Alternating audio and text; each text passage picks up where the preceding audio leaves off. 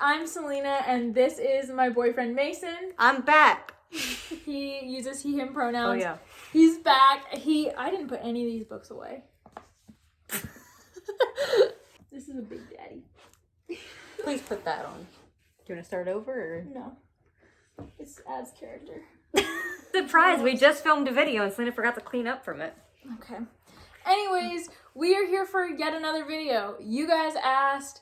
You guys wanted it. We are here to talk about the books that gave Mason a kidney infection from 2020.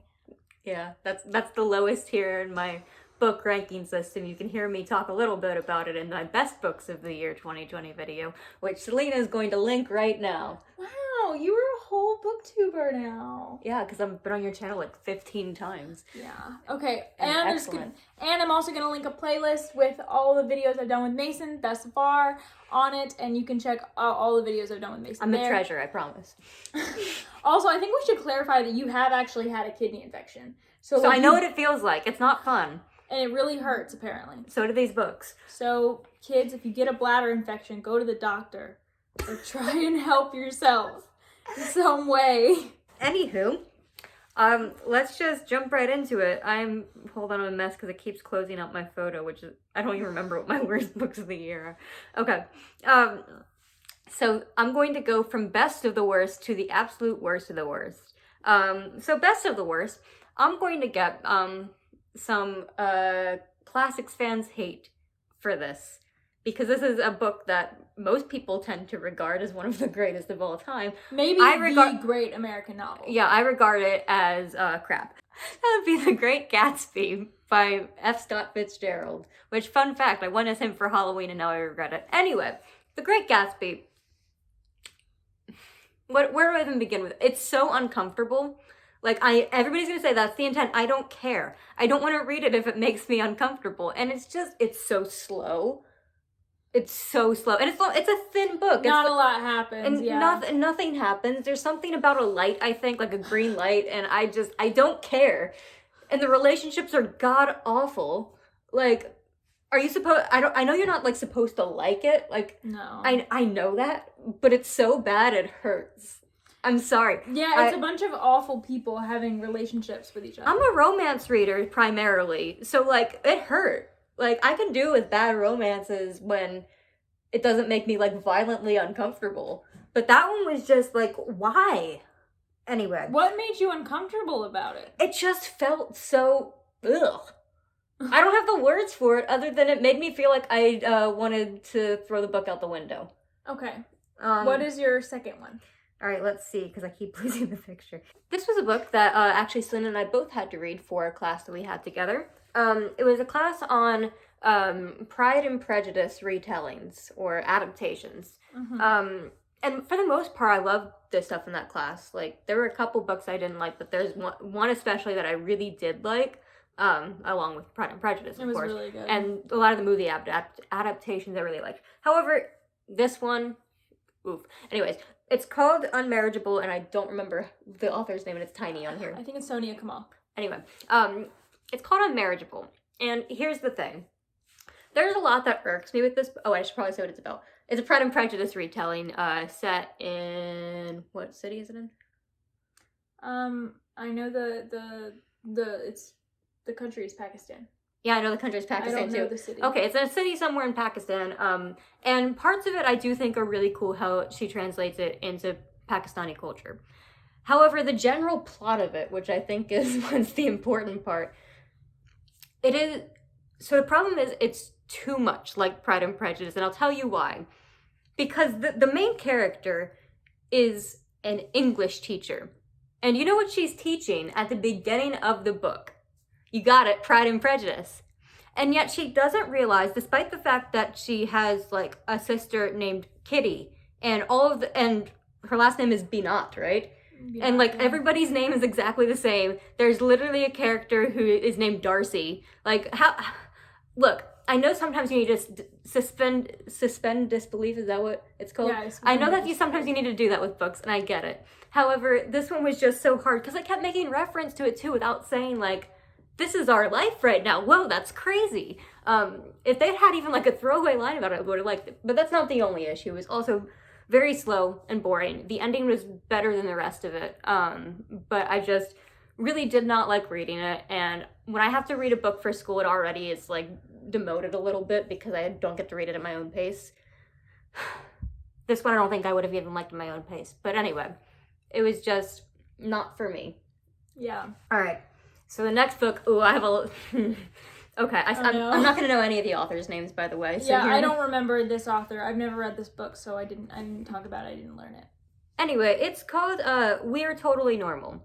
And I thought from the description that I would love it.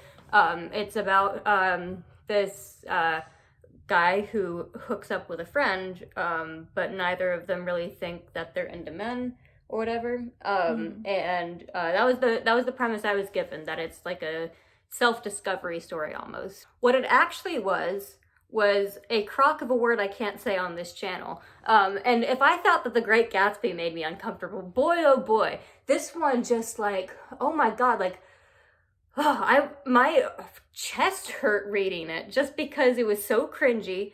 It was so, there's no chemistry to the point of it just being painful. It was awkward, and the awkwardness didn't feel intentional.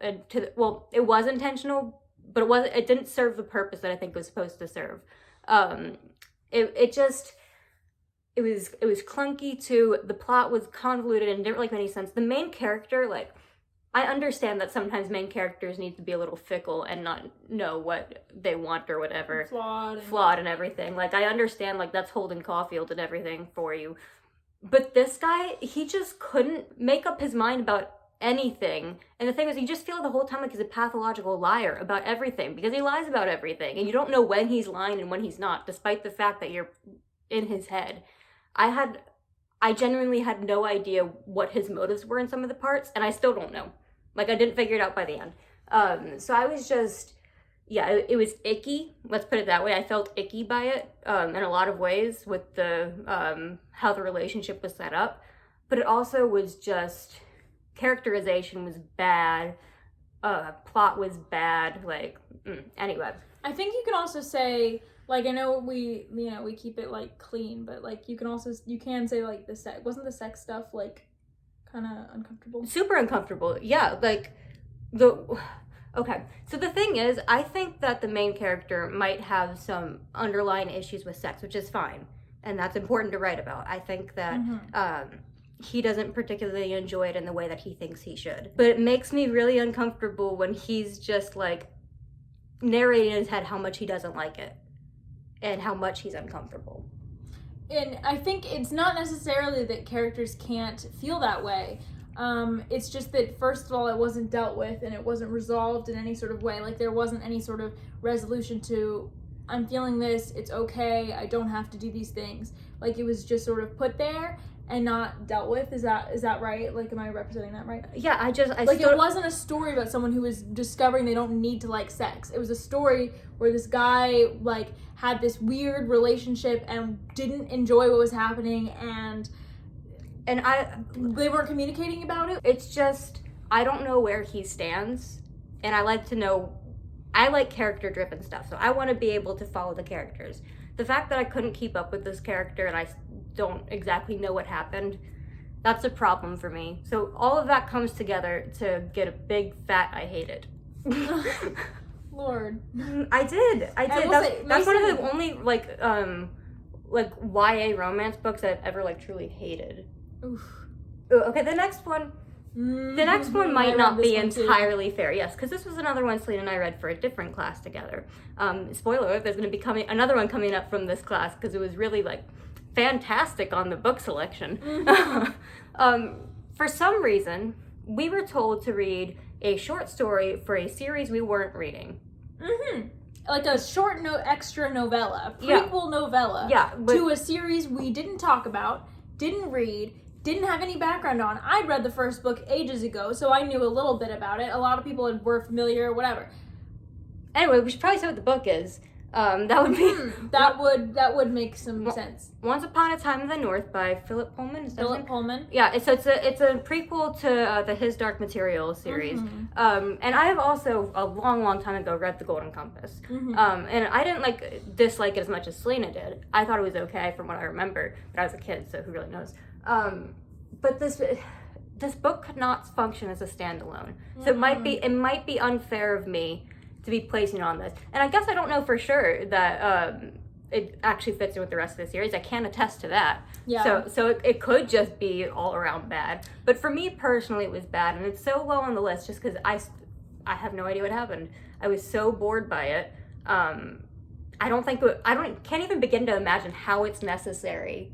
I think it's not. That's the thing. It's a prequel, and it's about fan favorite characters. It's about Yorick and the main character. Lee Scoresby. Why do I remember that? It's about Lee Scoresby and Yorick Burnison becoming friends. This is their first encounter, and I feel like I don't remember them from the Golden Compass, even though they probably were in there. But they were they had a relationship going in. They're friends, and so Pullman decided to write this prequel about them.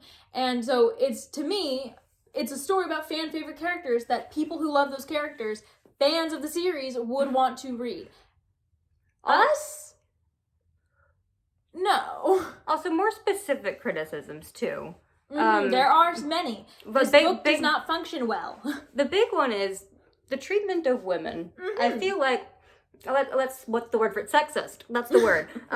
Because Lee Scoresby was constantly sexist. He was objectifying women and calling them stupid half the time. And when he found a woman he didn't think was stupid, he suddenly thought she was the best creature on the planet. And she was not like other women. I couldn't tell you their names because I don't remember them. But no, you have one that's a ditz, and you have one who's, sort of kind of with it, and then... And she's the pure maiden, blah, blah, blah, he can't have, right? Isn't that who she is? Maybe. I don't know. I don't know. Guess what? I don't remember this book well enough to get... He's very judgmental of women, and his judgments change a lot, so it's hard to remember which one is which, because he doesn't see them as real people. He just sort of sees them as his judgments, and his judgments are constantly changing. And also, it's a Western-inspired fantasy, and I think that's kind of a trait of the Western genre, because but we don't need to get into that. But yeah, it didn't try and subvert that at all. It definitely played into that trope of sexism. It was not good. If any of you have read it in conjunction with the His Dark Material series and thinks it's good, please feel free to let us know. We're sorry. But I'm still angry about the fact that I was forced to read this book with no context whatsoever. Yeah, we're sorry. It really was circumstances. We should not have read this book unless, I will never read the His Dark Materials series. I just put up a video talking about how I won't. Popular DNFs. And Mason may, but, we should have read it after reading that series and been like, oh, I want more. That's what should have happened. Yeah. No. All right, so the next book is also from this class. Really, I don't know what's going on with the books in the class. I do, but we don't need to get into that. Anyway, it's called The Berry Giant by Kazuo Ishiguro. And, okay, here's the thing. I can't attest to the author's other books. I have heard very mixed reviews of pretty much everything this author has written. So it might be somebody's favorite book out there. This is absolutely somebody's favorite book because his books are so highly acclaimed. Yeah, and they're all so different, and so praised. And let me just say, I don't get it. I'm sorry, Mr. Ishiguro. So anyway, this book is about a confusing time jumbled mess, which I don't understand I can't give you a plot summary because I don't know it. It's not that it was too long ago. I read it last semester. It's still fresh in my mind. It was I have genuinely no idea what's fresh in my mind. It was all over the place.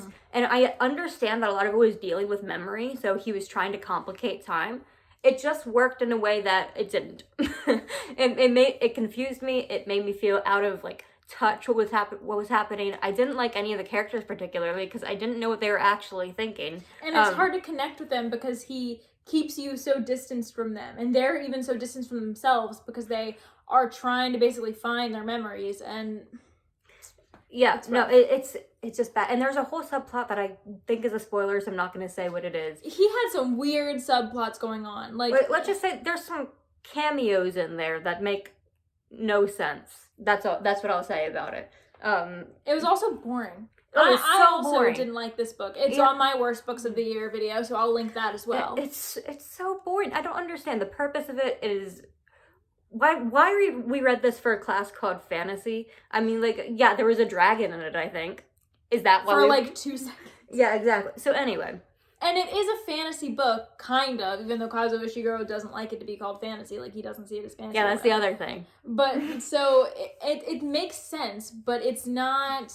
And I don't think fantasy should be, like, policed, really. But it's also... It just wasn't a great choice. I don't think it's a great representation of it as a whole, and that's the problem I have with it. That class really didn't get into what I think the fantasy genre... Like, it represented, like, 2 facets of it. It represented, like, fringe fantasy right now. Like... Yeah, but not good ones. Anyway. Except for Kindred. Yes, we read Kindred and Carmilla for that class. So those were actually, like, what are they called? Like, bright spots? I don't know. Bright spots in a sea of darkness. Anyway, those books were good. I also don't understand why I read them for a fantasy class, because... Kindred I do. Okay, cool. I'm glad you understand. Because she considers it fantasy. Okay. Cool. Anyway, that's all I'll say on that, frankly, because I can't say any more because I have no thoughts on it other than it's bad. Alright. So for the next one, we have a special treat, which you are free to skip over if you do not want to see it, because it is going to be... What? Isn't this the final one? Yes.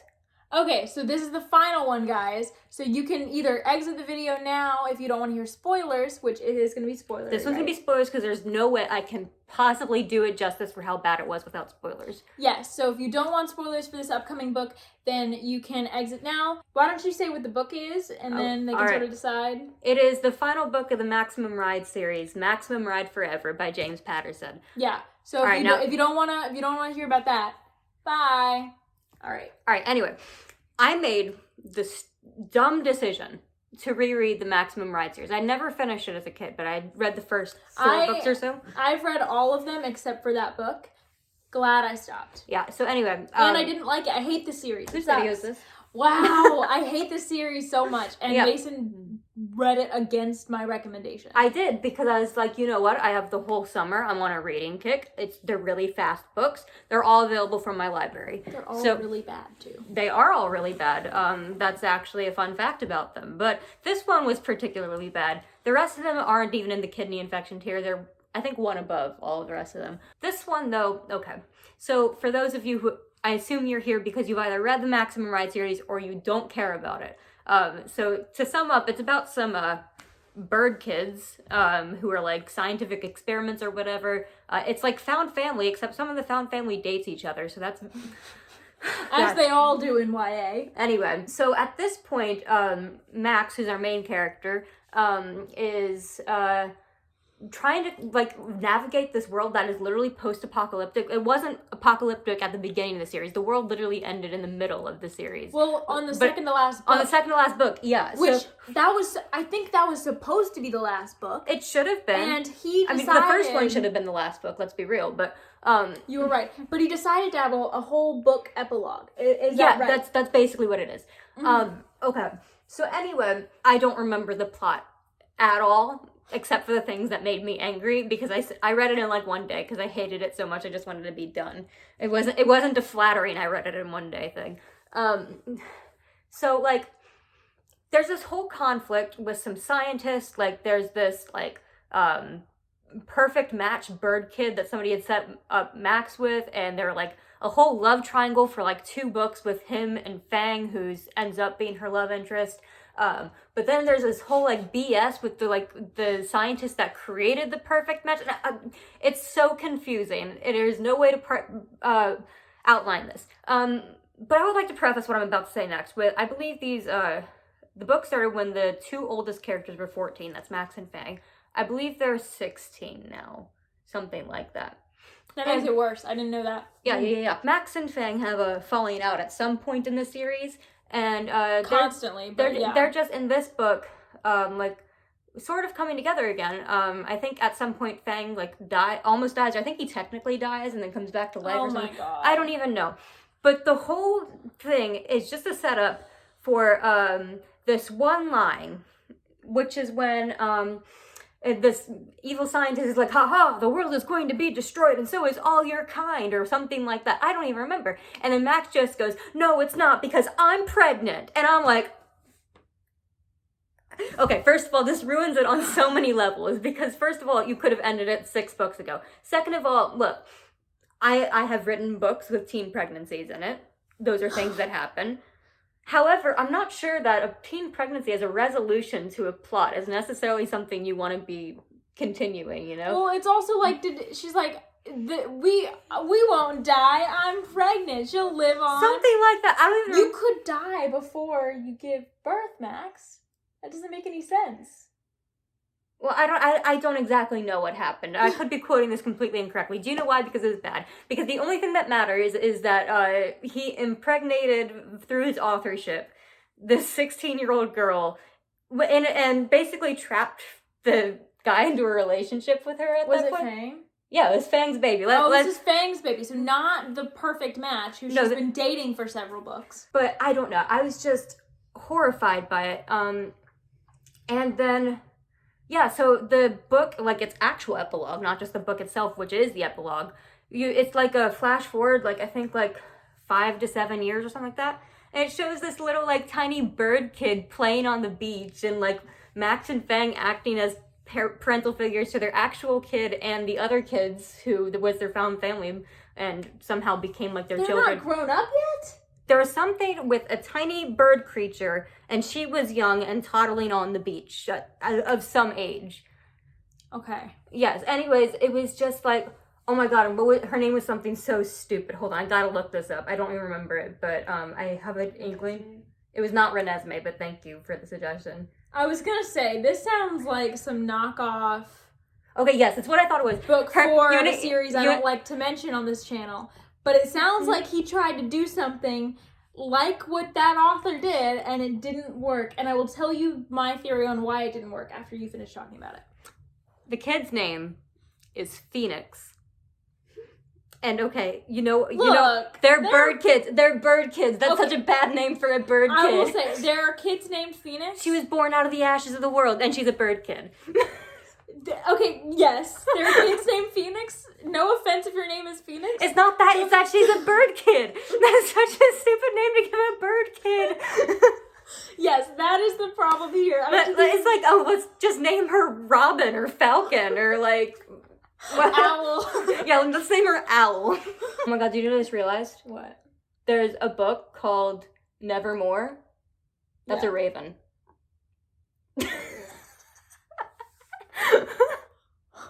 They're all just bird kids, guys. It all just comes down to the fact that I have wings.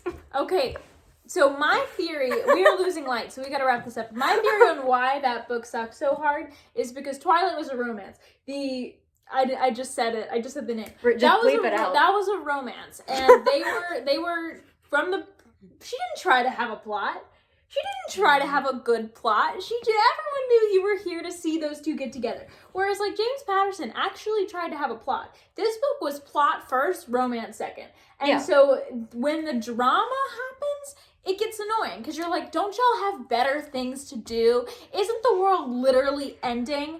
And then he, finishes his series, finishes his plot, and has a book-long epilogue. Who needed it? Yeah, also, one thing I would like to clarify. Obviously, I do not want any explicit sex scenes with kids. However, the fact that I was supposed to know they had had sex previously to this child being born and I didn't. You were supposed to know that, but it was so unclear. I had to go back and reread it. And I'm wait, that's what that scene was? So, there's no way for me to predict it either, because I just... He's a bad writer. His ghostwriter's a bad writer. I've been saying this about James Patterson for years. The guy is not a good writer. Everybody got mad at him recently for his imprint thing, but I've known he sucks for so long. Oh, gosh. And Bill Clinton wrote a book with him. Bill Clinton's ghostwriter wrote a book with James Patterson's ghostwriter. Yeah. So we're back. No, hold on. This is my time. Hi, all. I have, discovered something in the past 5 minutes since shooting the video that makes me very upset. This is part of the spoiler section still. That kid, Phoenix has her own book that was published over the summer. She changed her name to Hawk, and we've already been over how much I hate the name Phoenix for a bird kid. Hawk is even worse. Why did he write another Maximum Ride? Anyway. Why did his ghostwriter not write another Maximum Ride? So anyway, just thought you should know there's another book out there that I will not be reading, and you shouldn't either. Okay. But I just needed to update you on this turn of events. It's horrible. Sad news. Okay. Goodbye. Yeah, that's it. We're gonna need to shut this down before I talk till 11 p.m. Yep. Thank you for watching. Thank you for watching this video. You guys wanted it. I hope that you enjoyed it. Highly do not recommend any of these books. Yeah. I say with every bad intention, they suck. No, disclaimer, if these are any of your favorite books, we are sorry for trashing them, sort of, but they're just not for Mason. My question is, why are they your favorite books? Mason, you can't say that. That's so mean. I'm not judging you. I'm judging your taste. No, Mason, he's kidding. He's kidding. You can't say that on BookTube. My gosh. Thank you for watching this rant. We will see you the next time Mason manages to weasel his way on my channel. I'm not allowed back on again, am I? After this, maybe not. Depending on the reception. Maybe if it gets you high ratings, then I can come back on. I was going to say that. These kind of videos do well on BookTube, the negative ones, so... And I'm very charming. Okay, anyways. Goodbye! I like the word charming better. In this video, you're very negative. You're not negative. Okay, negative is not the word I want to use. It's optimistic about things being bad.